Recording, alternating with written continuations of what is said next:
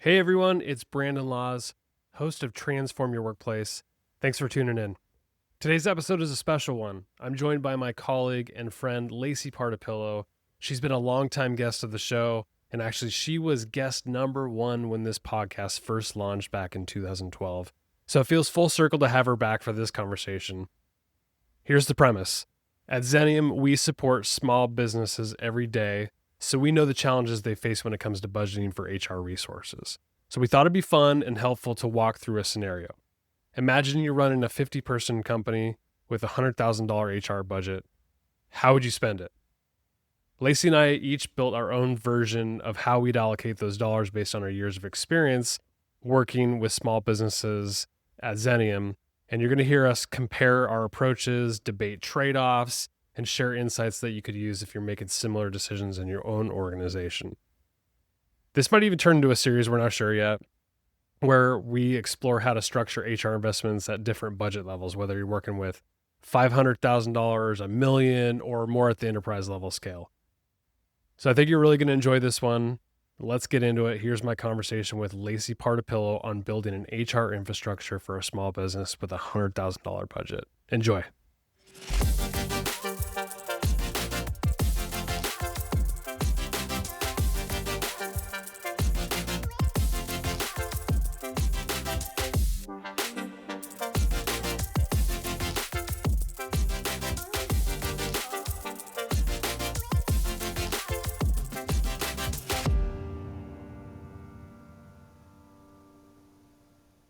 Lacey, it is such a pleasure to have you back on the show. It's been a little too long, I think. I know. Yeah. Too You were long. my regular, and I now know. Nicole is my regular I because we have know. I scheduled feel like I've been time. replaced. You're not Rude. replaced. There's always room for you on Transform Your Workplace because you were the one that started it all with I know. me. And I always have something to say, so. Yeah. Oh, and this one should be fun. So what I brought you this topic because I thought it'd be interesting. Don't know where it's going to go. We're taking this is for the small business today. So if you're enterprise level, maybe you'll find some interest in this, but probably not for you necessarily. But let's have some fun with it. So the idea here is I'm a small business, likely a small business owner. So that's my persona. I've got a $100,000 budget for HR. Take that any which direction you want. I've got my budget listed here. You and I are going to go back and forth on biggest line items and why you listed it, and then the cost, estimated cost, all of these are going to be ranges, of course, and then all of it equals to 100. So I don't know what's on your list. You don't know what's on mine. So let's go. What is your very first line item? Okay, so when I was trying to put this together, I was thinking through what are the things I'm hearing the most from my clients that are really challenging, and what do I think is going to, because the $100,000 is going to go fast. It's going to go fast, yes. As I was like doing this, I'm like, I'm short. But this is a small business problem, right? You're resource constrained.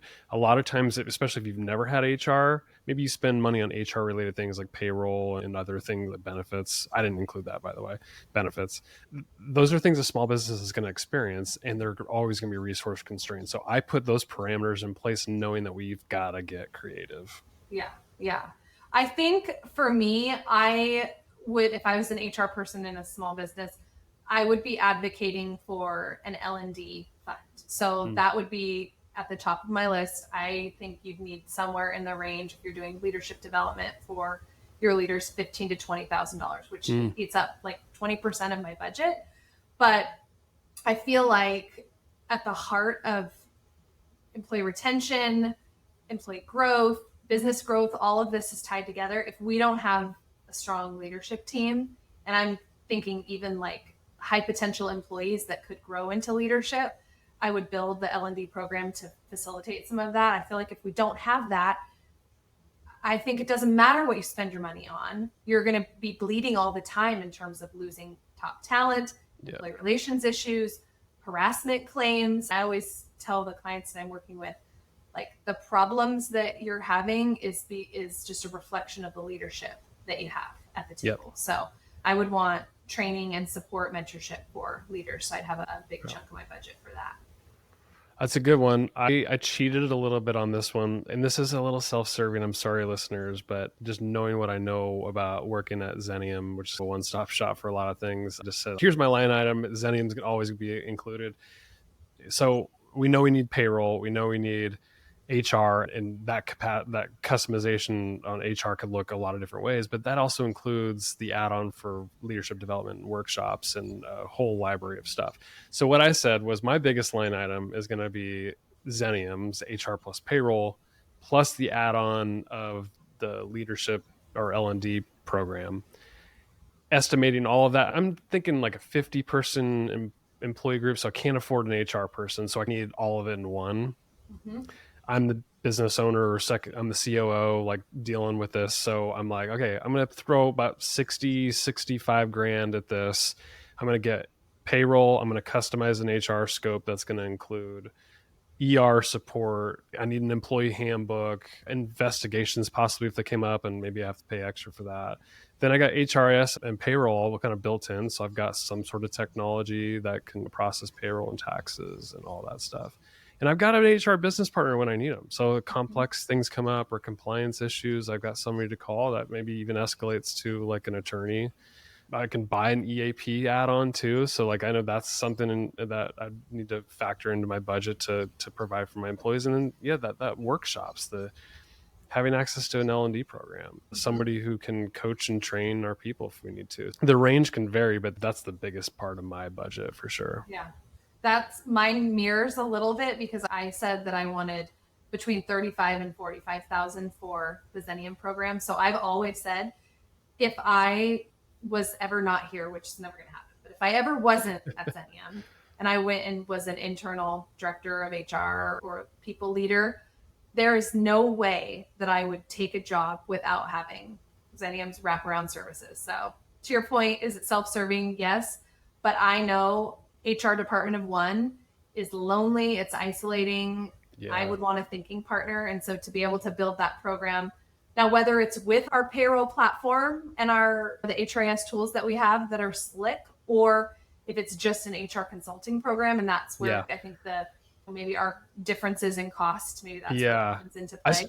I want the support from the BP, the compliance, the preventative legal. I think you spend an hour on the phone with an attorney, you're going to spend anywhere from $400 to $600 an hour with a good employment attorney. Right.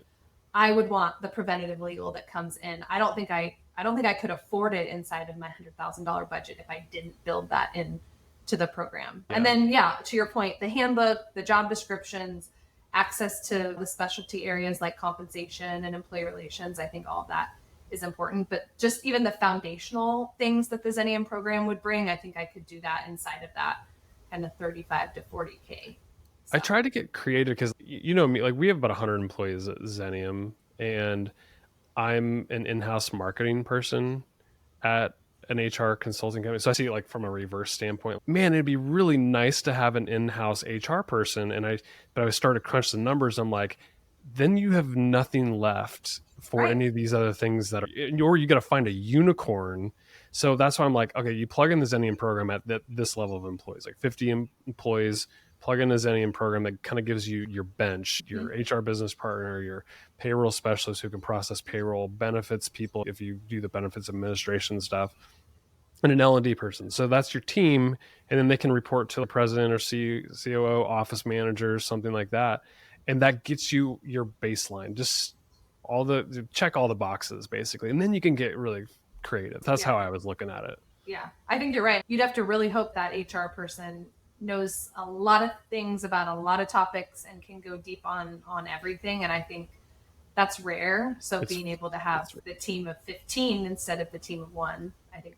Well, like I was saying, like I'm an in-house marketing person, but I don't know everything about everything. I have a whole team. Like I do have an employee. So I'm fortunate enough to have another employee. And then I have a bunch of contractor outsourced resources that are really good at certain things. So I'm thinking about it the exact same way with HR. You need to plug in your team, basically. Yeah. So what's your next line item? My next line item is somewhere in the range of, I don't know, $5,000 to $8,000. I would want a tool where I could do surveys and pulse checks. And obviously some of that could be done through the Xenium program. but I might want to have my hands on that Yeah. data and be able to play around with it and to be able to have it be nimble enough that I could execute on those things pretty regularly. So I think employee feedback is really important. I think the whole company could use it for not just people related HR feedback. So to be able to get feedback on operational things, that we could do leadership feedback. So some type of pulse check survey analytical tool that would help me to synthesize and be able to get that data from employees would be part of my budget. We definitely have overlap on this, but I'm going to go in order of the cost, because I gave my Xenium outsourced partner the $65,000 amount. 64 is actually what I listed it as. I've got a really specific, so it matched up to 100. My next line item is team events. So outside of the L&D stuff, I think we're going to have some, like a party, maybe more of a team building thing, a connection and trust, just other things that we may want to do. Like as Xenium, we're doing a cultural potluck this week. So you just may want extra budget for these just team building things to strengthen the culture. $10,000 is what I listed there. Yeah. So we can do a bunch of stuff throughout the year, I think. Yeah, I have the same as a line item. I actually said 15,000 just because I'm familiar with the budget that we're working with in terms of how much does it cost to throw a party, and then to be able to do all the miscellaneous stuff. I think even if there was a little bit of leftover, like empowering leaders to use some of that for individual team things instead of it just being totally work wide. I think when managers feel restrained in this sort of like scarcity mentality, they're not able to act quickly to address times where you need to pull people together and just make people feel good. I said 15,000 for that one, but on my list as well. Love it. Yeah, that's good.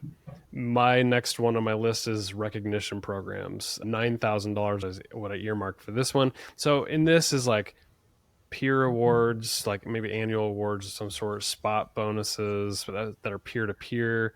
We have a program called the Wow Card. There's a podcast about it that if people want to go back and listen to it, they can. And this Wow Card recognition is peer-to-peer. Sometimes managers will give employees the Wow Cards as well, but people can trade these in for prizes.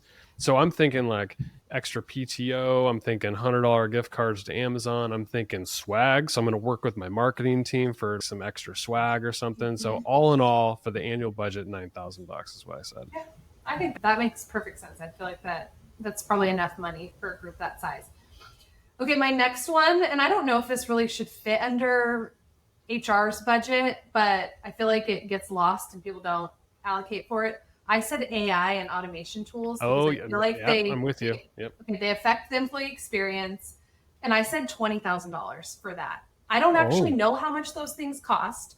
What I hear from my clients is that they're not allocating resources towards this. And there's employee frustration about that I want to be able to do my job faster and more efficiently.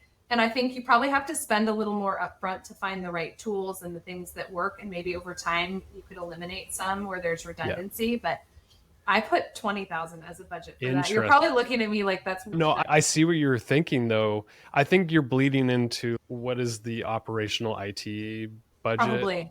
So I came at it the similar way, like software package, but I'm thinking at it from a communicating with employees perspective. So I said $6,000, and what I said for a software toolkit, Grammarly for copy editing and helping write, Canva for presentations. So like I'm thinking we do all team meetings and stuff where we have a PowerPoint, or we might do like a rollout to employees on a video recording or something. I need something designy tool like Canva, which is pretty cheap, by the way. It's $150 or something like that. So a survey tool, which actually is spendy, ChatGPT. So I'm thinking only a few users really from a people perspective really need that ChatGPT or similar tool to do communication with employees. I do agree with you that like we need this as a whole company. That's a different bucket of money, I think. So I said $6,000 for all of that. I think you can get pretty creative with how you use it though. Okay, so I was thinking about my next thing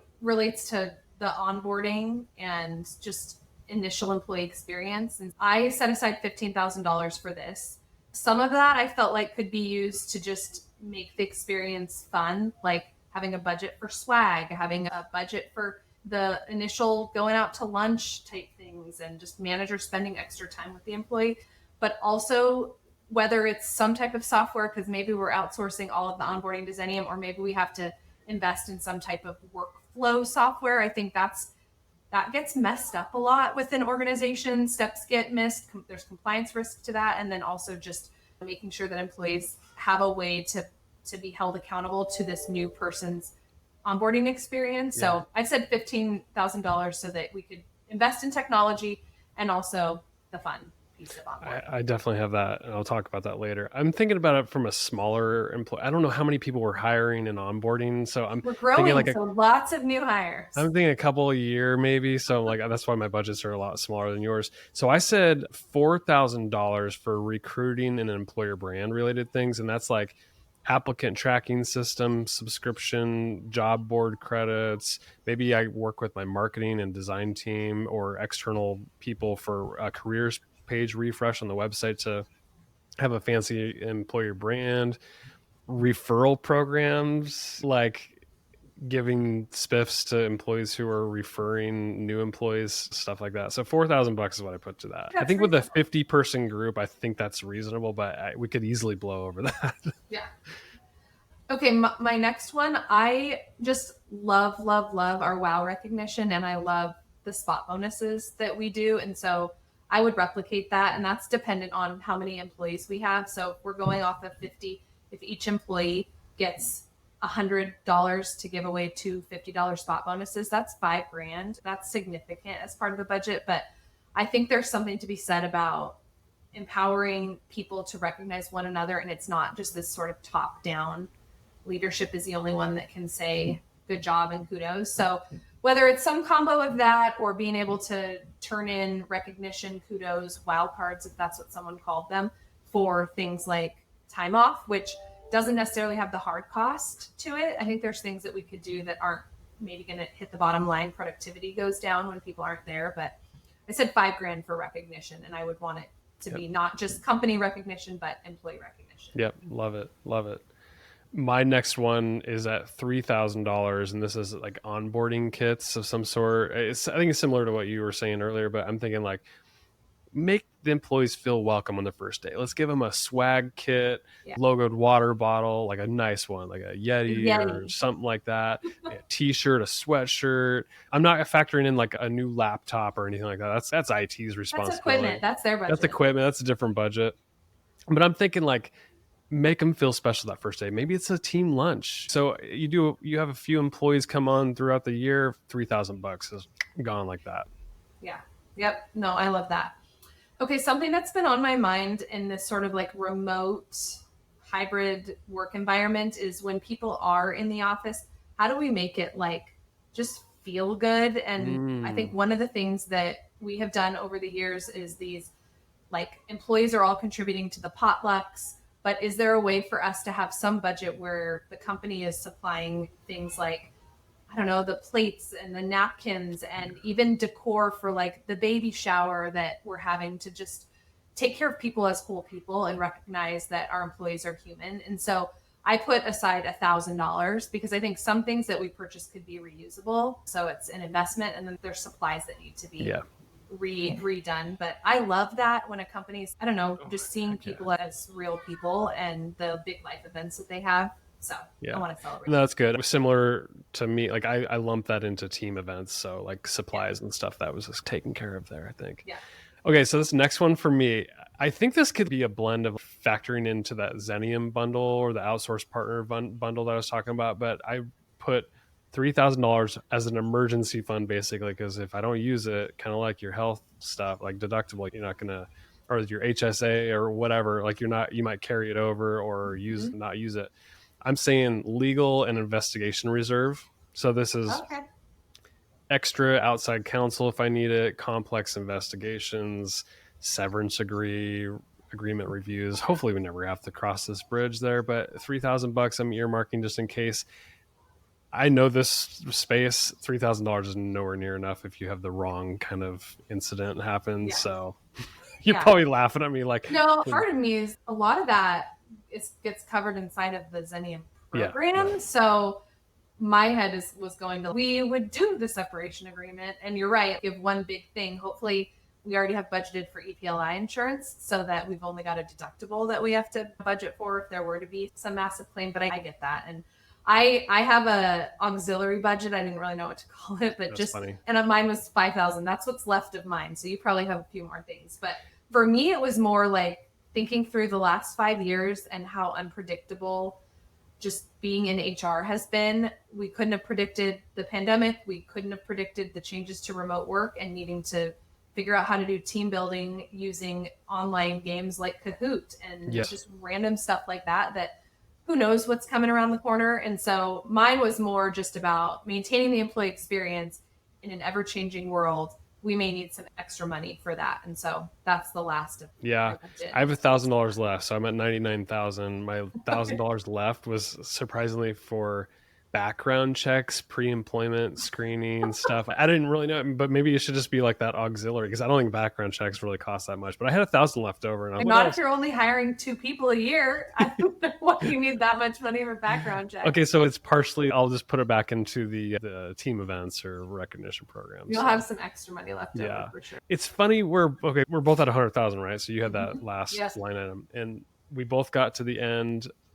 We're very similar, and I worry that you and I have this like homogenous like thinking. Really curious if people listening think we're missing something completely. I wonder too, like I did a lot of ranges on mine because I was like, I don't actually know exactly. I did some research, but how much exactly these things cost. So I think in some instances I could be over a little bit and maybe under, because maybe a survey pulse tool is not as much money as what I'm anticipating. I do think, having been doing this for 20 years, I think there needs to be space for the unexpected. That's for sure. 100%.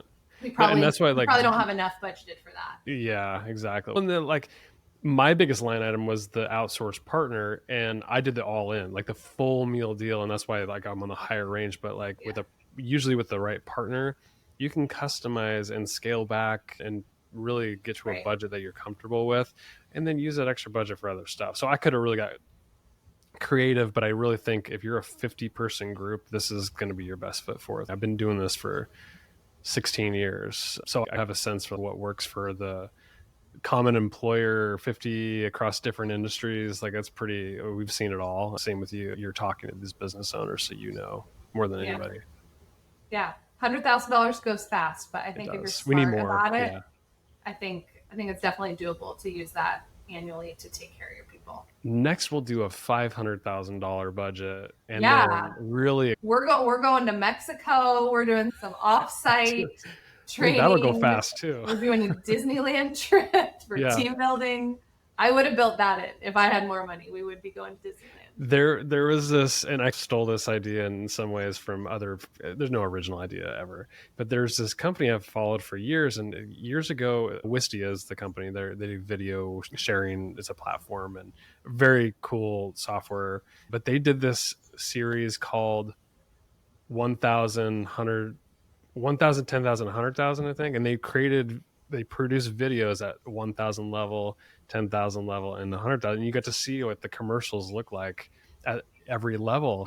And it's amazing, like what you can do with the different, like just the creative aspects of it. So I do think we should keep exploring this and just expand it in different ways. Because I think even like a small business that has a much smaller budget, it would be interesting to talk that through. Because I think there'd be I have some nice to haves. 20 grand in leadership development may not be where I might not have that kind of budget, but I'm definitely not going to leave it off the line item.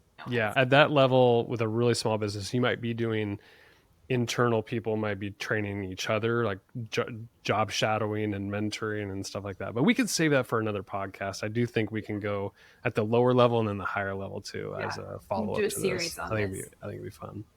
Thank you for doing this. This is fun. I'm glad we explored it. You are so good about saying yes to stuff, and I appreciate you partnering with me with my crazy ideas. Yeah, happy to. This was fun. Yeah, thanks for coming on, Lacey.